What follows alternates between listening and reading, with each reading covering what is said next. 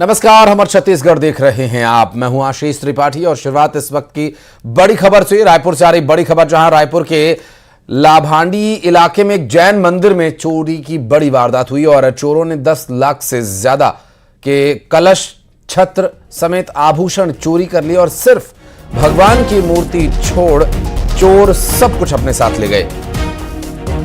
तेलीबांधा थाना इलाके में चोरी की यह वारदात अंजाम दी गई। भगवान की मूर्ति को छोड़ बाकी सब कुछ चुरा ले गए चोर। ये मंदिर जो रायपुर के लाभांडी इलाके में है और चोरी की वारदात में 10 लाख रुपए से ज्यादा के कलश, छत्र समेत आभूषण की चोरी कर ली गई। सिर्फ और सिर्फ भगवान की मूर्ति ही यहां पर चोरों ने छोड़ी। ये श्री 1008 पद्मप्रभ दिगंबर जैन मंदिर जो इस वक्त चर्चा में है, यहाँ पर चोरी हुई है और सीसीटीवी फुटेज देखी जा रही है और चोरों ने इस चोरी की वारदात को कैसे अंजाम दिया ये भी जांचने का प्रयास किया जा रहा है। एक्सक्लूसिव तस्वीरें मंदिर के अंदर से हम आपको दिखा रहे हैं, जहाँ पर चोरी की वारदात को चोरों ने अंजाम दिया और 10 लाख से ज़्यादा के कलश, छत्र, आभूषण चोरी कर फरार हो गए चोर। और अलग अलग कैमराज की फुटेज खंगाली जा रही है। फिलहाल आपको बता दें कि इस जैन मंदिर में चोरी की इतनी बड़ी वारदात को अंजाम दिया गया और चोर कहां से एंटर हुए और किस तरह से उन्होंने चोरी की पूरी वारदात को अंजाम दिया ये भी फिलहाल जांचा जा रहा है, देखा जा रहा है। श्री 1008 पद्मप्रभ दिगंबर जैन मंदिर, जहां सीसीटीवी कैमरास लगे हुए हैं और उसके बाद भी चोरों को इस बात का ज़रा भी भय, खौफ नहीं है। ये जो चोरी की पूरी वारदात हुई है, इसमें 10 लाख से ज़्यादा के कलश और छत्र समेत आभूषण की चोरी की गई है। तनु हमारी सहयोगी इस वक्त हमारे साथ मौजूद हैं, बात करेंगे उनसे। तनु, कब की है ये वारदात? चूंकि सीसीटीवी भी लगे हुए हैं, फुटेज में क्या कोई सुराग मिल पाया?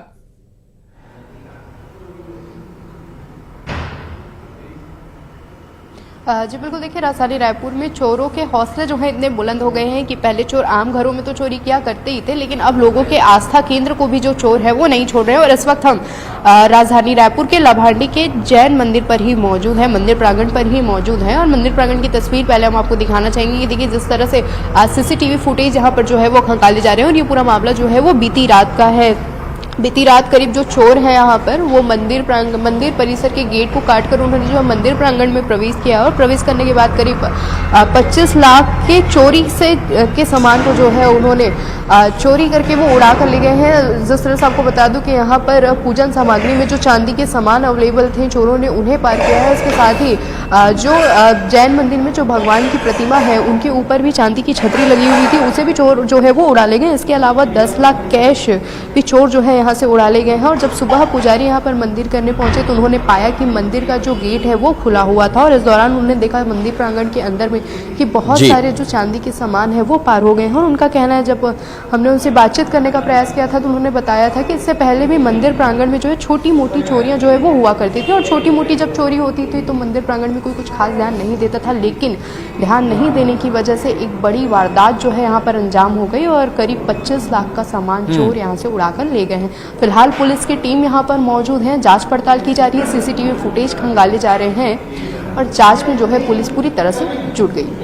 लेकिन तनु, चूंकि इतना बड़ा मंदिर है और इतने भक्त श्रद्धालु यहाँ पहुंचते हैं, कोई केयर टेकर या कोई चौकीदार जो मंदिर में हमेशा रहता हो या कोई पुजारी जिन्होंने कुछ देखा हो? कितने लगभग चोर थे? सीसीटीवी में कुछ नजर आया हो ऐसा?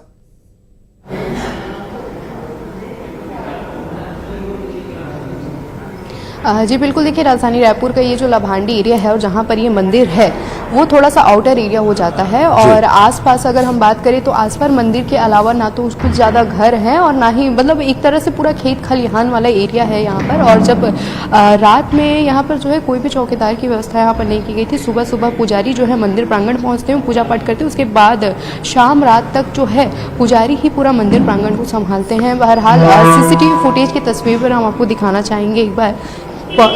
करीब सुबह से ही यहाँ पर जो पुलिस की टीम है वो मौजूद है और सीसीटीवी फुटेज में जो है वो खंगाले जा रहे हैं। बहरहाल सीसीटीवी फुटेज में भी कुछ खास सुराग जो है वो नहीं मिल रहे हैं। बाहर भी पुलिस की टीम मंदिर प्रांगण के बाहर पूरी तरह से तैनात है और एक तरह से वो जांच कर रही है किसी भी तरह से उन्हें कुछ सुराग मिल जाए, ताकि वो जो चोरी के वारदात को जिन्होंने अंजाम दिया है उनकी वो तलाश जो है पूरी तरह से कर रहे हैं। बहरहाल पुजारी जी से जब बातचीत करने का प्रयास किया गया तो उन्होंने बस इतनी जानकारी दी कि पहले भी इस तरह की वारदात यहाँ पर हुए हैं, लेकिन उन्हें अंदाजा नहीं था कि इतनी बड़ी वारदात यहाँ पर हो जाएगी। जी, और ये भी अंदाजा नहीं लग पाया कि कितने चोर यहां पर पहुंचे थे। पुलिस क्या कह रही है इस मामले में अभी तक, तनु?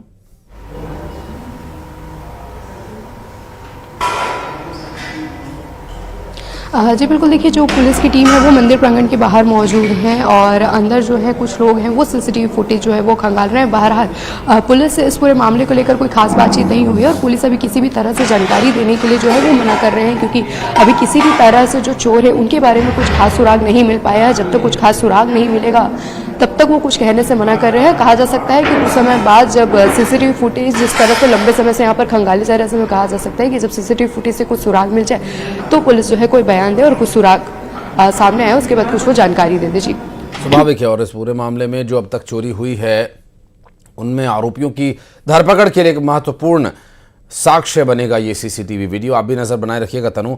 इस पर डिटेल्स लेने के लिए फिर लौटेंगे आपके पास। बहुत शुक्रिया फिलहाल आपका। और दुर्ग से इस बीच एक बड़ी खबर, जहां डिजिटल अरेस्ट से एक महिला बाल बाल बच गई। दरअसल बैंक मैनेजर की सूझबूझ के चलते महिला 45 लाख रुपए की ठगी होने से बच गई। जहां महिला को मुंबई क्राइम ब्रांच का अफसर बनकर ठग ने फोन किया और धमकाया, मनी लॉन्ड्रिंग मामले में फंसा दूंगा या शामिल होने की बात कहकर उसे डराया गया। और डिजिटल अरेस्ट महिला बैंक में अपनी एफडी तोड़वाने के लिए पहुंची थी। अफसरों की सूझबूझ और काउंसलिंग से बड़ी ठगी की वारदात होने से बच गई। निवई थाना क्षेत्र का ये पूरा मामला बताया जा रहा है, जहां पर बैंक में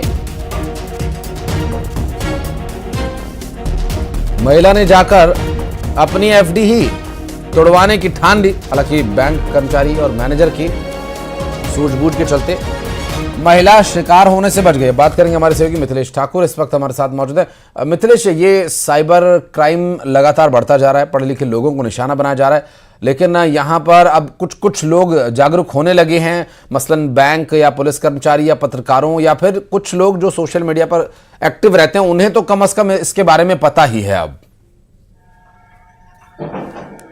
देखिए, बिल्कुल कुछ लोग जागरूक हो रहे हैं, लेकिन कुछ लोग जानकर भी अनजान बने हुए हैं। देखिए, ऐसे ही एक मामला सामने आया है, जब जानकर भी अनजान बना गया व्यक्ति जो है वो ठगी से बच गया। ये पूरी मामला जो है वो निवई थाना क्षेत्र का है, जहां एक विधवा महिला जो है वो डिजिटल अरेस्ट का शिकार हुई। पहले उसको फोन करके ये बताया गया कि उनके फोन से जो है अश्लील वीडियो गए हुए हैं, और इसके बाद में उनको ये भी कहा गया कि वो मनी लॉन्ड्रिंग के केस में उनके खाते से कई पैसे जो गए हुए हैं। ऐसे तरह की तमाम जो धमकियां जिस तरह से डिजिटल अरेस्ट में दी जाती है, ठीक वैसे ही उसकी धमकियां दी गई। अब महिला इतनी प्रताड़ित हो गई कि वो सीधे बैंक पहुंच गई और उनके खाते में पैसे ट्रांसफर करने ही वाली थी, अपनी एफडी तुड़वाने के लिए पहुंची हुई थी। तो जब बैंक की जो मैनेजर है उसको ये शंका हुई कि आखिरकार ये महिला जो है अपनी एफडी क्यों तुड़वा रही है, और जब उसने देखा कि जिस खाते में भेजना है वो कहीं ना कहीं असम का कोई क्षेत्र का है, काफी देर तक ये चर्चा करती रही। जब महिला को समझाया गया तब उसने अपनी पूरी बात बताई, और इस तरह से जो है बैंक मैनेजर की सूझबूझ और जितने भी कर्मचारी थे उनकी काउंसलिंग की जो काउंसलिंग थी वो रंग लाई, और जो महिला है वो उनको पैसा देने से बच गई। तो इस तरह से डिजिटल अरेस्ट के माध्यम से जो 45 लाख रुपए की जो ठगी की जा रही थी वो कहीं ना कहीं बच गई। और इस पूरी घटना के बाद में लोगों को सचेत होना चाहिए। हालांकि पुलिस अपना काम कर रही है, साइबर अपराध को रोकने के लिए जगह जगह लोगों को जागरूक किया जा रहा है, लेकिन एक तरफ जब बैंक अधिकारियों की जागरूकता कही जाए जिससे ये ठगी की वारदात बच गई, और दूसरी ओर यदि महिला की बात की जाए तो इतनी जागरूकता अभियान चलाए जाने के बाद भी वो डिजिटल अरेस्ट जैसी बातों में आकर अपने पैसों को गंवाने वाली थी। गनीमत ये रही कि इस पूरी घटना ये जो होती और जब वो ठगी की शिकार होती उससे पहले ही वो ये पूरा मामला सामने आया, और ये 45 लाख की जो रुपए थे उसकी गाढ़ी कमाई के वो बच गए। जी, स्वाभाविक है। और इस पूरे मामले पर न सिर्फ इस पूरे मामले में आरोपी तक पहुंचना भी ज़रूरी है, बल्कि जो साइबर ठगी की वारदातों को अंजाम दे रहे, बहुत दूर बैठकर इस तरह की वारदातों को अंजाम दे रहे, जिन तक पहुंचना अभी के लिए फिलहाल मिथिलेश ये काफ़ी मुश्किल या लगभग नामुमकिन सा ही नज़र आता है। बहरहाल जागरूकता ही इसमें आपको बचा सकती है। बहुत शुक्रिया आपका इस पूरे मामले पर जानकारी देने के लिए। और नारायणपुर में झारा घाटी में नक्सलियों ने उत्पात मचाया हुआ है और एक ट्रक को नक्सलियों ने आग के हवाले कर दिया। आपको बता दें कि धौड़ाई और नारायणपुर के बीच ये वारदात हुई। मौके पर काफी संख्या में नक्सली देखे गए।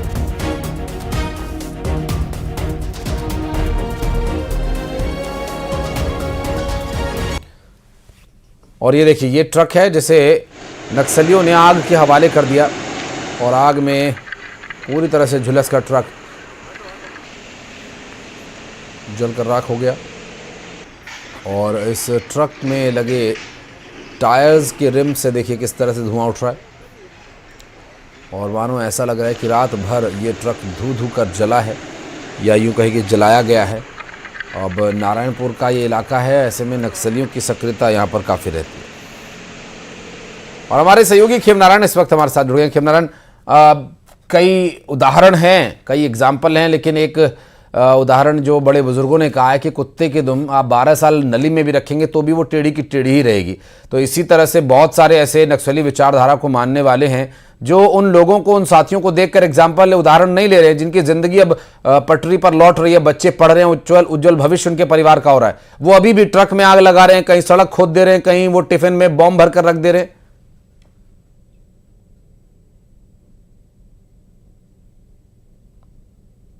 लगातार सर्चिंग अभियान चलाए जा रहे हैं। नक्सलियों के लिए कई योजनाएं, नियत नीलनार जैसी योजनाएं जो है आत्मसमर्पण को लेकर जो है सरकार ने बनाई है। उसके बाद भी जो है नक्सली अपने ही रूख पर अड़े हुए हैं। हालांकि इस तरीके से जो कायराना करतूत को अंजाम दे रहे हैं और जो माइंस है, जो विकास कार्य जो योजनाएं चल रही हैं, उन पर जो है को बाधित करने का जो है बार बार नक्सलियों के द्वारा इस तरीके से प्रयास किया जा रहा है। और अबूझमाड़ का जो इलाका है, वहां नक्सली उसे अपना गढ़ मानते हैं, वहां पर उनकी मौजूदगी है, इसलिए जो है लगातार जो है अबूझमाड़ को जवानों ने चारों तरफ से घेरा हुआ है। उसके बावजूद जो है ये अपनी बौखलाहट में इस तरीके से विकास कार्यों में या लोगों को परेशान करने का जो है प्रयास कर रहे हैं। जी, बहुत शुक्रिया आपका इस पूरे मामले पर जानकारी देने के लिए खेमनारायण।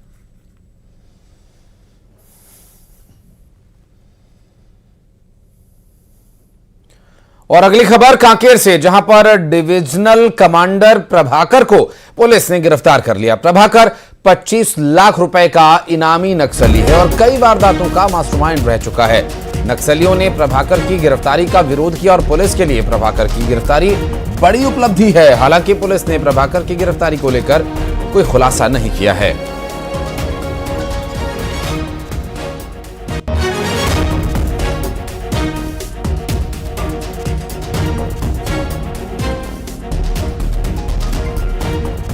कई वारदातों का मास्टरमाइंड रह चुका है इनामी नक्सली प्रभाकर, जो 25 लाख रुपए का इनामी है।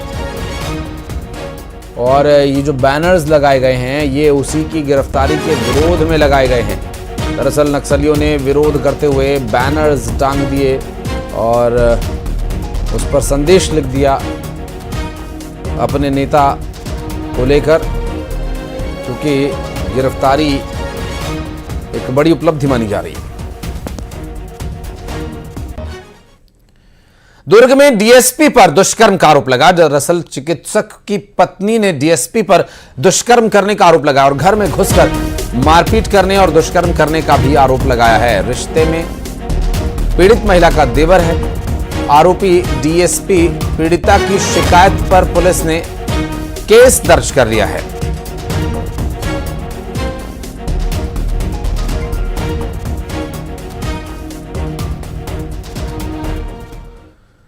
और सूरजपुर में एक तेज रफ्तार कार बेकाबू होकर एक घर में घुस गई, जहां एक महिला और एक शख्स पर यह कार चढ़ गई। महिला की मौके पर ही मौत हो गई, जबकि इस हादसे में एक व्यक्ति घायल हुआ बताया जा रहा है। कार से शराब, मादक पदार्थ और नकदी बरामद हुई है। कार मध्य प्रदेश की ही बताई जा रही है। कार चालक को भी गिरफ्तार कर लिया गया है। 4 युवक यहां से फरार हुए बताया जा रहा है। चांदनी थाना क्षेत्र के कुबेरपुर में यह हादसा हुआ है।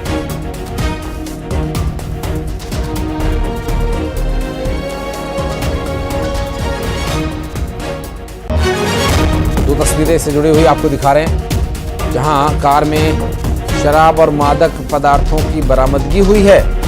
तो कार चालक को और 4 अन्य आरोपियों को गिरफ्तार भी कर लिया गया है।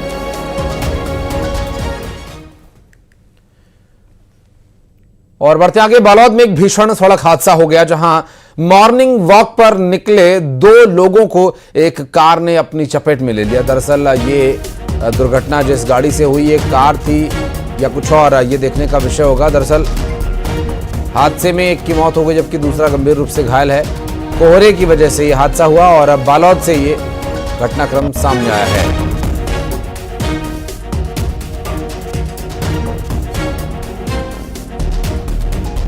दरअसल ये धमतरी से खबर आपको दिखा रहे हैं, जहां चलते ट्रक के पीछे से कार ने टक्कर मार दी और हादसे में कार सवार 2 युवकों की मौत हो गई। धमतरी रायपुर के बीच कोलियारी मोड़ पर यह हादसा हुआ। दोनों मृतक बोरझरा गांव के रहने वाले बताए जा रहे थे और भखारा थाना इलाके में यह हादसा हुआ है।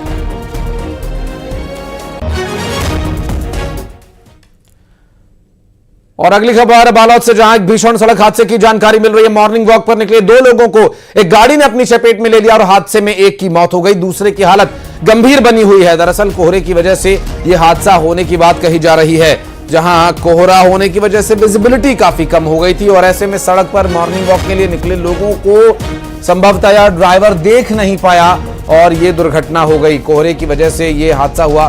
कहा जा सकता है कि ऐसे में सड़क पर चलने वाले लोगों को भी सावधानी बरतने की आवश्यकता है और सड़क पर गाड़ी चलाने वाले लोगों को भी सावधानी बरतने की आवश्यकता है।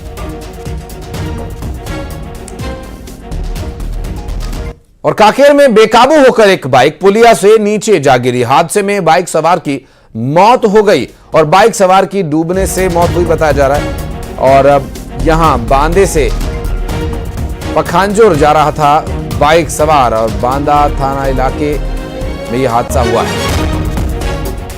कांकेर से पूरा घटनाक्रम सामने आया, जहां पर एक पुलिया से नीचे बाइक आ गिरी और इस दुर्घटना में बाइक सवार की मौके पर ही मौत हो गई।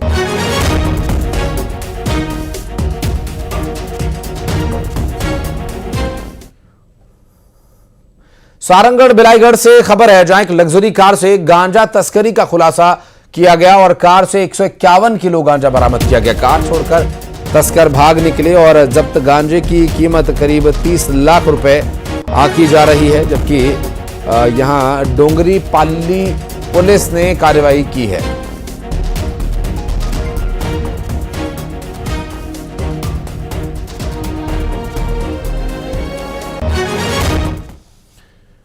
और गरियाबंद में वन विभाग की बड़ी कार्यवाही, जहां वन विभाग ने 5 तस्करों को धर दबोचा।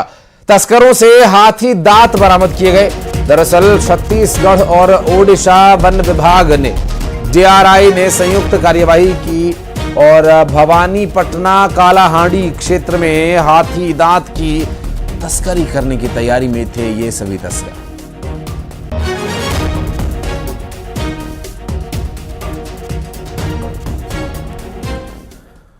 और खबर बलरामपुर से, जहां पर हाथी की मौत के मामले में 2 आरोपियों को गिरफ्तार किया गया। दरअसल 2 आरोपी जो कि अभी भी फरार बताए जा रहे हैं।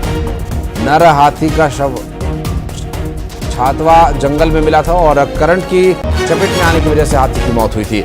आरोपियों ने शिकार करने के लिए ये करंट वाला तार लगाया था और ये रामानुजगंज वन परिक्षेत्र का पूरा मामला, जिसमें ये कायरतापूर्ण तरीके से हाथी को मारा गया।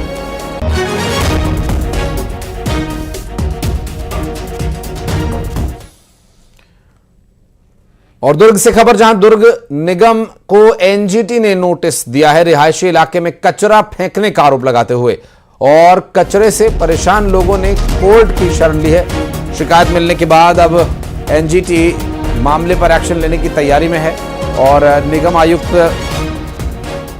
कलेक्टर, पर्यावरण विभाग सहित संबंधित विभागों को नोटिस भी दिया गया है एनजीटी के द्वारा और नोटिस भेजकर इन सभी संस्थाओं से जवाब तलब किया गया है। नेशनल ग्रीन ट्रिब्यूनल के द्वारा ये नोटिस भेजा गया है।